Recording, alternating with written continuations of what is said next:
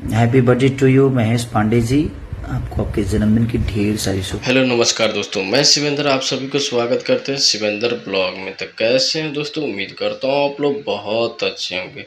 तो भाई लोग खेसारी भैया लाइव आके मतलब महेश पांडे के बारे में बताए, जन्मदिन के बारे में ढेर सारी शुभकामनाएं दिए और आप लोग देखे होंगे। तो भाई लोग ऐसे ही शिवेंद्र ब्लॉग को सब्सक्राइब करके रखिए ताकि हर अपडेट आप लोगों को जल्द से पहले मिले। और भाई लोग बता दूं कि खेसारी भैया का कोई भी अपडेट आएंगे तो सबसे पहले देने की कोशिश करेंगे। तो भाई लोग ऐसे ही देखते रहिए शिवेंद्र ब्लॉग। और भाई लोग बता दूं कि आज जो गाना आया पीले पिला दे हिला दे काफ़ी गजब का था। और ऐसे ही आप लोग देखेंगे काफ़ी गजब का लुक था।